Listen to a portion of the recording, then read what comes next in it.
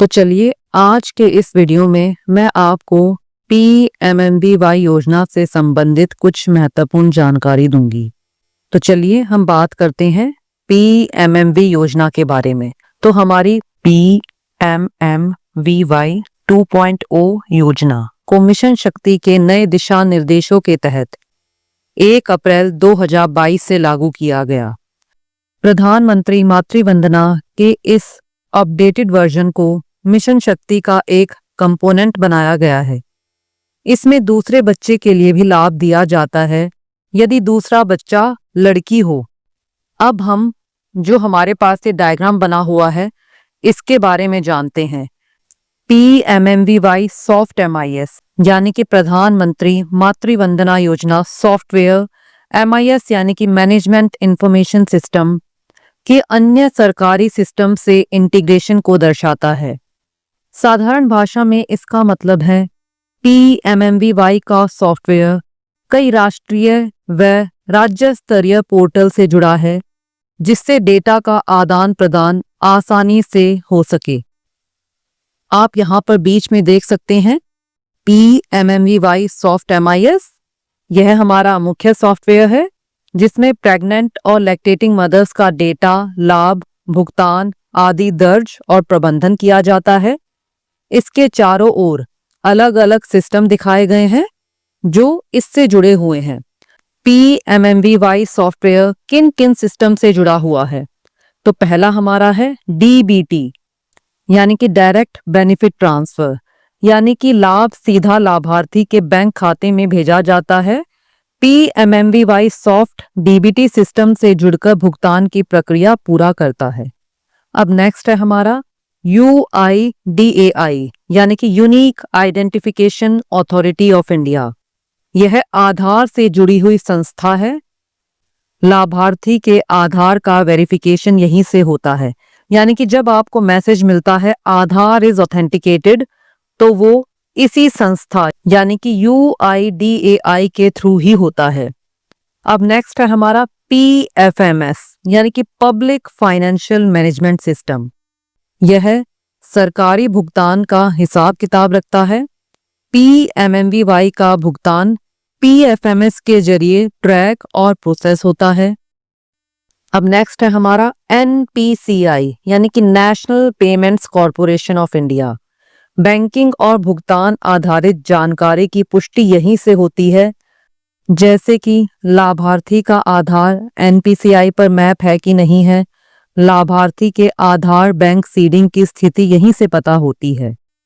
Next है हमारा LGD यानी कि लोकल गवर्नमेंट डायरेक्टरी। गांव, पंचायत, ब्लॉक जैसी लोकेशन कोडिंग का डेटा पीएमएमवीवाई इसी सिस्टम से लेता है। अब नेक्स्ट है हमारा प्रयास।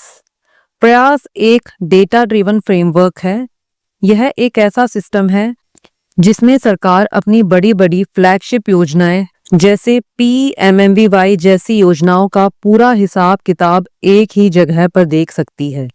इससे उन्हें पता चलता है कि कौन सी योजना ठीक चल रही है, कौन सी पीछे है और कहां सुधार की आवश्यकता है। यानी सरकार अपनी योजनाओं की प्रगति आसानी से समझ और निगरानी कर सकती है। नेक्स्ट है हमारा राज पोषण। यह राजस्थान से संबंधित है। राजस्थान राज्य की मातृत्व व पोषण स्थिति प्रणाली जिससे पीएमएमवीवाई सॉफ्टवेयर डेटा साझा करता है। नेक्स्ट है हमारा पीआईसीएमई। यह तमिलनाडु से संबंधित है।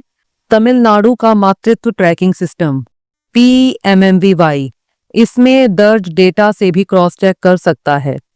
पीआईसीएमई की फुल फॉर्म है pregnancy and infant cohort monitoring and evaluation. अब नेक्स्ट है हमारा ममता। यह उड़ीसा स्टेट से संबंधित है। यह उड़ीसा राज्य का मातृत्व स्वास्थ्य ट्रैकिंग सिस्टम है। अब नेक्स्ट है हमारा सीएम डैशबोर्ड। यह असम के मुख्यमंत्री की मॉनिटरिंग प्रणाली है।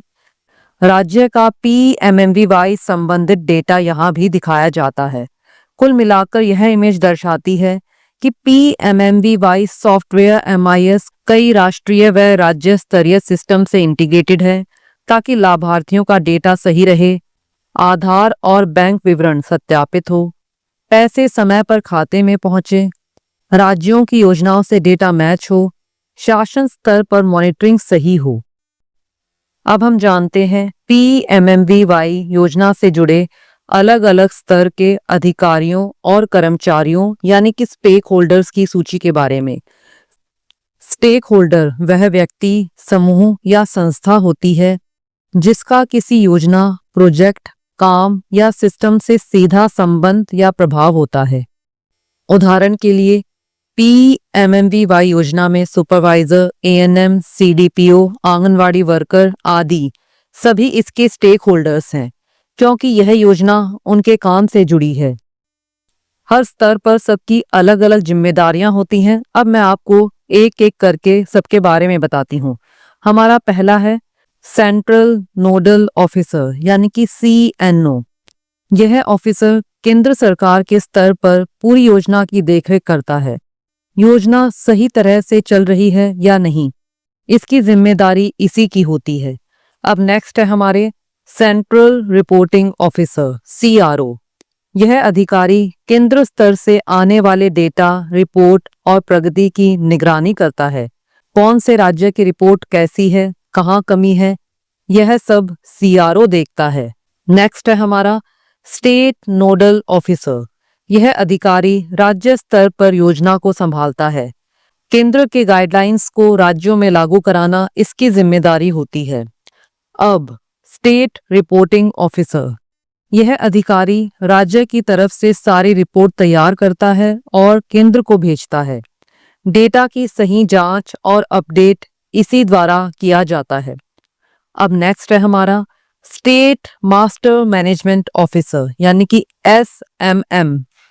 यह अधिकारी राज्य में योजना से जुड़ी तकनीकी, प्रशासनिक और प्रबंधन संबंधी जिम्मेदारियां संभालता है।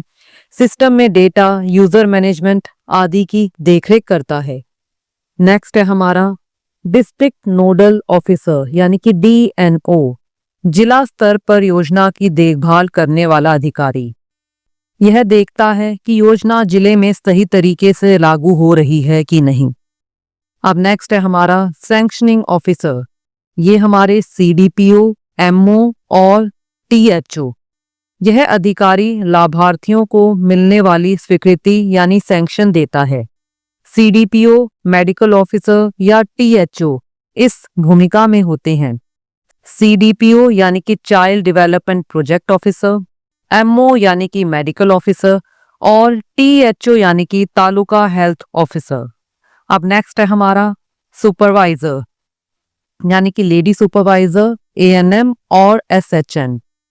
यह अधिकारी फील्ड स्तर पर काम की निगरानी करते हैं। आंगनवाड़ी या स्वास्थ्य से जुड़ी गतिविधियां सही चल रही हैं या नहीं, ये चेक करते हैं। अब एएनएम यानी कि ऑक्सिलरी नर्स एंड मिडवाइफ, एसएचएन यानी कि सीनियर हेल्थ नर्स या स्टाफ हेल्थ नर्स। अब नेक्स्ट है हमारा फील्ड फंक्शनरी, जिसमें हमारी आंगनवाड़ी वर्कर और आशा वर्कर। अब आप यहाँ पर ध्यान दें, यह स्कीम स्टेट के ऊपर डिपेंड करती है कि वह इसे डब्ल्यूसीडी डिपार्टमेंट को देता है या हेल्थ को। यदि स्कीम डब्ल्यूसीडी डिपार्टमेंट के पास है तो वहां पर सारा काम आंगनवाड़ी वर्कर द्वारा किया जाएगा, और यदि यह स्कीम हेल्थ डिपार्टमेंट के पास है तो वहां पर आशा वर्कर द्वारा ही लाभार्थियों के फॉर्म फिल किए जाएंगे।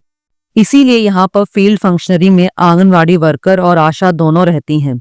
इसी तरह से सुपरवाइजर में भी लेडी सुपरवाइजर, एएनएम और एसएचएन रहते हैं।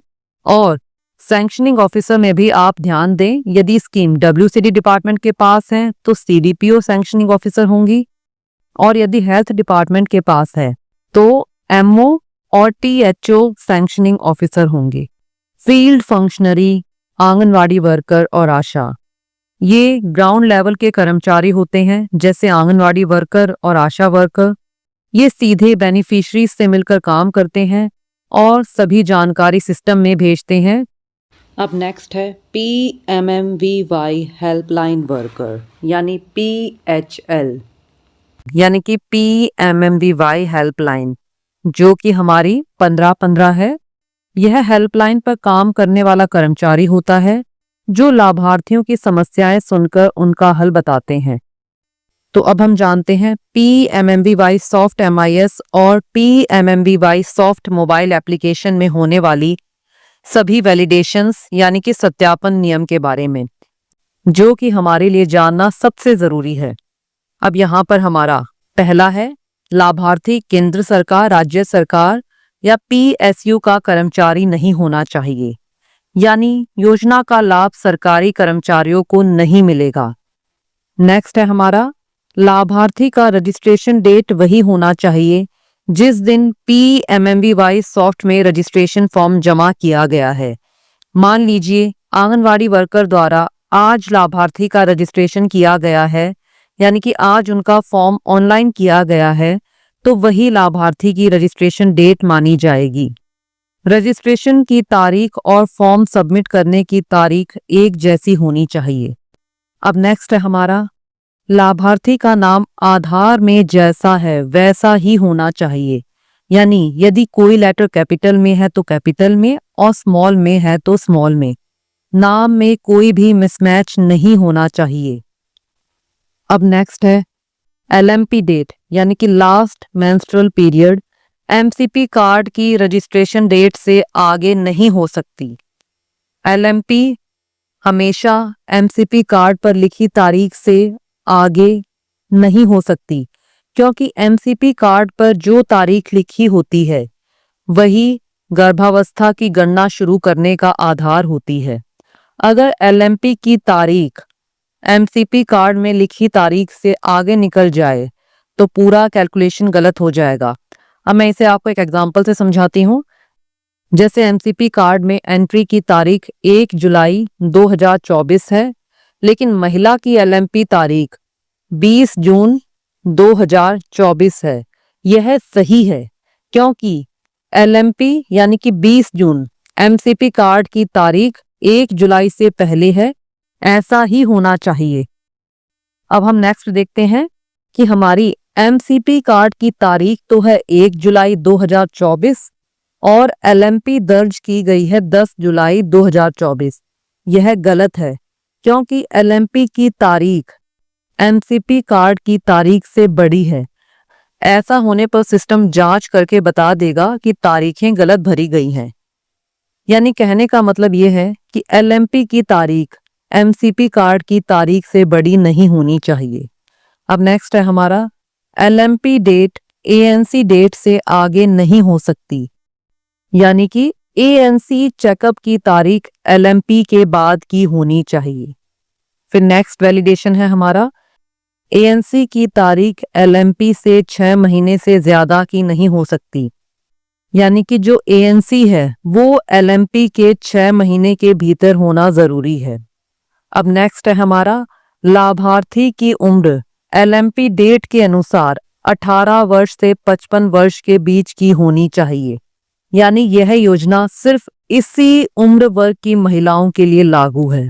LMP डेट रजिस्ट्रेशन डेट से 570 दिनों के भीतर होनी चाहिए, यानी कि रजिस्ट्रेशन की तारीख और LMP की तारीख के बीच 570 दिनों से अधिक का गैप नहीं होना चाहिए।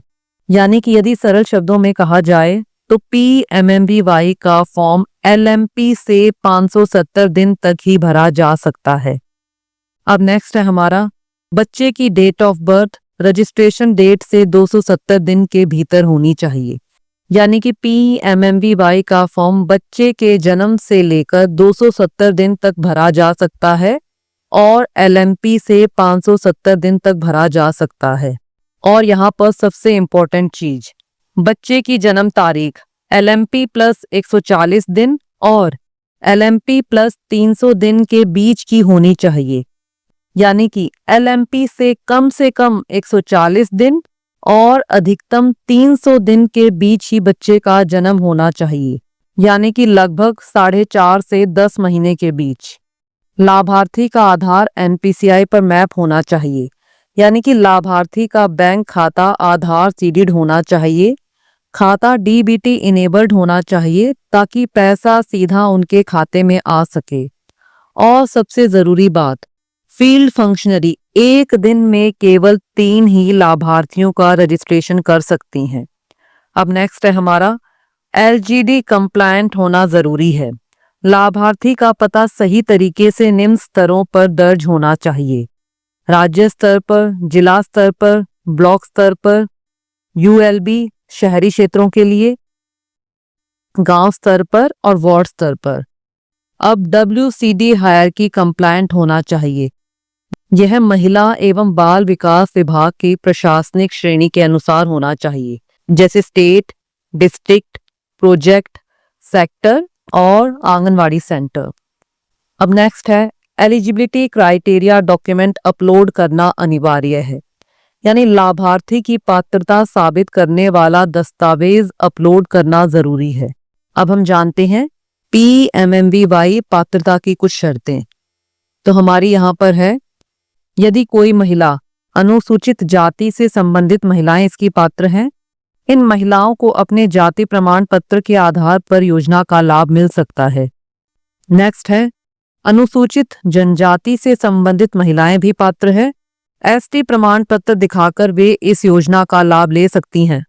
जो महिलाएं 40% या उससे अधिक दिव्यांग हैं, वो भी इस योजना का लाभ ले सकती हैं, यानी कि 40% आंशिक विकलांगता और 100% पूर्ण विकलांगता, दोनों ही श्रेणियां योजना के लिए पात्र हैं। UDID कार्ड या दिव्यांगता प्रमाण पत्र अनिवार्य होता है। अब नेक्स्ट है हमारा BPL राशन कार्ड वाली महिलाएं भी इसकी पात्र हैं। इनका परिवार गरीबी रेखा से नीचे आता है, इसीलिए सरकार इन्हें प्राथमिकता देती है।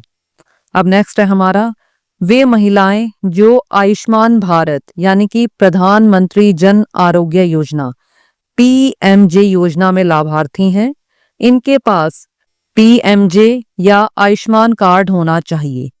अब नेक्स्ट है हमारा ई-श्रम कार्ड रखने वाली महिलाएं भी इसकी पात्र हैं। यह कार्ड असंगठित क्षेत्र के कामगारों की पहचान के लिए होता है। अब नेक्स्ट है हमारा जो महिलाएं किसान सम्मान निधि योजना की लाभार्थी हैं, यानी उनके नाम पर खेत की जमीन है या वे किसान परिवार की सदस्य के रूप में योजना का लाभ ले रही हैं। अब नेक्स्ट है हमारा मनरेगा जॉब कार्ड रखने वाली महिलाएं भी इसकी पात्र हैं। ये ग्रामीण मजदूरी करने वाले परिवार में आती हैं। अब नेक्स्ट है हमारा जिन महिलाओं के परिवार की वार्षिक आय 8 लाख से कम है, वे भी इसकी पात्र हैं। इसके लिए आय प्रमाण पत्र या अन्य वैध आय प्रमाण पत्र जरूरी है, जैसे हरियाणा में PPP यानी कि परिवार पहचान पत्र इसके लिए एक वैलिड प्रूफ है। अब नेक्स्ट है हमारा जिनके पास राष्ट्रीय खाद्य सुरक्षा अधिनियम NFSA 2013 NFSA यानी कि नेशनल फूड सिक्योरिटी एक्ट के अंतर्गत जारी राशन कार्ड है। अब नेक्स्ट है हमारा गर्भवती और स्तनपान कराने वाली आंगनवाड़ी वर्कर, आंगनवाड़ी हेल्पर और आशा वर्कर भी इसकी पात्र हैं। सरकार इनको भी कामकाजी माताओं के रूप में मानकर योजना का लाभ देती है। तो PMMBY योजना खास तौर पर उन महिलाओं के लिए है जो सामाजिक रूप से वंचित वर्ग जैसे SC ST, आर्थिक रूप से कमजोर जैसे BPL, श्रमिक वर्ग, ई-श्रम कार्ड धारक, मनरेगा, किसान महिलाएं, PM किसान लाभार्थी, विकलांग और PMJ कवरेज वाली महिलाएं, आंगनवाड़ी वर्कर, आशा और आंगनवाड़ी हेल्पर, जो इनमें से किसी भी श्रेणी में आती हैं। पात्रता दस्तावेज का ID नंबर भरना जरूरी है। MCP कार्ड योजना का मुख्य वेरिफिकेशन टूल है। PMMBY योजना का लाभ लेने के लिए MCP कार्ड अनिवार्य है। MCP card ID, MCTS, RCH ID भरना जरूरी है। MCP कार्ड अपलोड करना अनिवार्य है। लाभार्थी को अपना MCP कार्ड सिस्टम में अपलोड करना होगा। अब नेक्स्ट है हमारा जन्म के समय दी जाने वाली टीकाकरण की तिथि। यह तारीख बच्चे के जन्म के दिन की या उसके बाद की होनी चाहिए। नेक्स्ट है हमारा 6वें सप्ताह का टीकाकरण। यह बच्चे की जन्म तिथि के बाद का होना चाहिए और 10वें सप्ताह के टीकाकरण से पहले का होना चाहिए। अब नेक्स्ट है हमारा 10वें सप्ताह का टीकाकरण यह 6वें सप्ताह के टीकाकरण के बाद का होना चाहिए और 14वें सप्ताह के टीकाकरण से पहले का होना चाहिए। अब नेक्स्ट है हमारा 14वें हफ्ते का टीकाकरण यानी कि पेंटा 3 की डेट। तो यह बच्चे के जन्म की तारीख के 98वें दिन बाद या उसके बराबर 14वें हफ्ते का टीकाकरण होना चाहिए। इससे कम दिनों में टीकाकरण की तारीख मान्य नहीं होगी। अब नेक्स्ट देखिए आप यहाँ पर ग्रामीण और शहरी क्षेत्रों को अलग अलग तरीकों से कवर किया गया है। जैसे ग्रामीण क्षेत्र की हायरार्की रहेगी स्टेट, डिस्ट्रिक्ट, ब्लॉक, विलेज, और अर्बन क्षेत्र की हायरार्की रहेगी state, district, urban local body और वार्ड। इन दोनों क्षेत्रों में डेटा अलग ढंग से भरा और सत्यापित किया जाएगा। अब नेक्स्ट है महिला एवं बाल विकास विभाग की संरचना के अनुसार डेटा भरा जाएगा। जैसे पहले हमारा स्टेट, फिर डिस्ट्रिक्ट, फिर प्रोजेक्ट, फिर सेक्टर और फिर आंगनवाड़ी सेंटर। अब नेक्स्ट है आंगनवाड़ी केंद्र की लोकेशन दर्ज करने का क्रम रहेगा डिस्ट्रिक्ट, ब्लॉक या urban local body, project, sector, village या वार्ड और आंगनवाड़ी सेंटर। अब नेक्स्ट है हमारा PMMBY 2.0 के अंतर्गत एक गर्भावस्था में अधिकतम 4 बच्चे जन्म ले सकते हैं, यानी कि एक साथ 4 बच्चे, क्वाड्रुप्लेट्स। और आप यहां पर ध्यान दें, पहले बच्चे के मामले में यदि पहले से कोई जीवित बच्चा है तो जीवित बच्चों की संख्या इस गर्भावस्था में जन्मे बच्चों की संख्या होनी चाहिए। जैसे यदि आप पहली बार रजिस्ट्रेशन कर रहे हैं और इस प्रेगनेंसी में 2 बच्चे हुए हैं यानी ट्विंस हुए हैं, तो लिविंग चिल्ड्रन 2 होने चाहिए। और आप यहाँ पर ध्यान दें, यदि कोई महिला प्रेग्नेंट है और उनकी फर्स्ट डिलीवरी है और आप उनका फॉर्म भरना चाहते हैं और उनकी ANC भी 6 महीने के अंदर हो चुकी है, तो उस केस में आप नंबर ऑफ लिविंग चिल्ड्रन 0 करेंगे। आप 0 इसीलिए करेंगे क्योंकि महिला की फर्स्ट प्रेगनेंसी है, इससे पहले उनका कोई भी बच्चा नहीं है, तो इसीलिए हमने 0 किया है। और महिला प्रेग्नेंट है और हम प्रेगनेंसी के टाइम ही उनका फॉर्म भर रहे हैं, तो इसीलिए हमने वहां पर नंबर ऑफ लिविंग चिल्ड्रन में 0 करना है।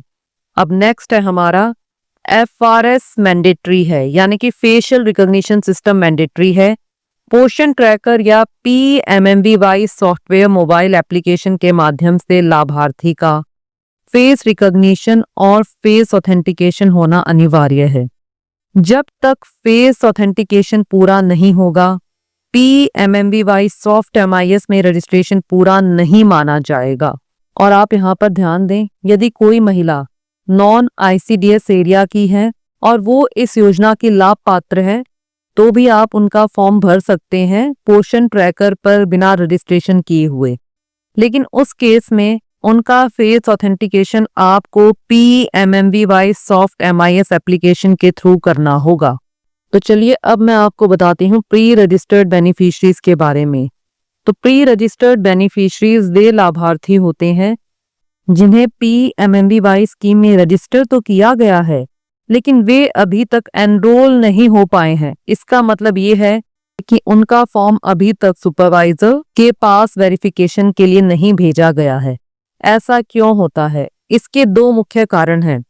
पहला है आधार बैंक खाते से सीडेड नहीं है, यानी कि लाभार्थी का खाता NPCI पर मैप नहीं है। PMMBY स्कीम में पैसे ट्रांसफर करने के लिए आधार और बैंक अकाउंट का सीडेड होना जरूरी है। अगर आधार की मैपिंग NPCI पर नहीं होगी तो सिस्टम फॉर्म को वेरिफिकेशन के लिए आगे नहीं भेजता है। तो इसीलिए आप सभी, आपके जितने भी लाभार्थी हैं जिनका आधार NPCI पर मैप नहीं है, उन सभी को अपना आधार NPCI पर मैप करवाने के लिए कहें ताकि उनकी पेमेंट सही समय पर आ सके।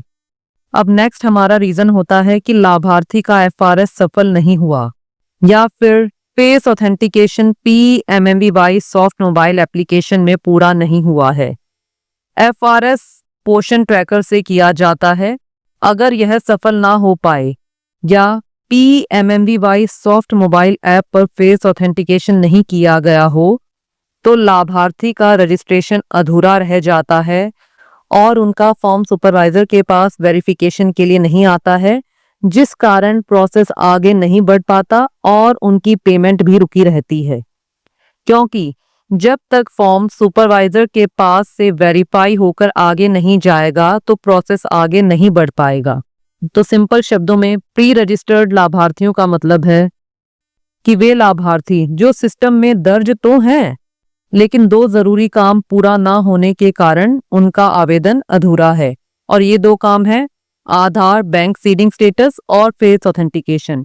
जब ये दोनों पूरे हो जाते हैं तभी लाभार्थी एनरोलमेंट के लिए आगे बढ़ पाता है और उनका फॉर्म सुपरवाइजर के पास वेरिफिकेशन के लिए जाता है और तभी सारी प्रक्रिया आगे बढ़ पाती है।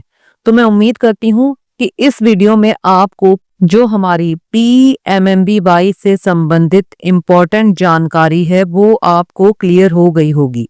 और यदि आपके कोई डाउट्स हैं तो आप कमेंट्स में पूछ सकते हैं।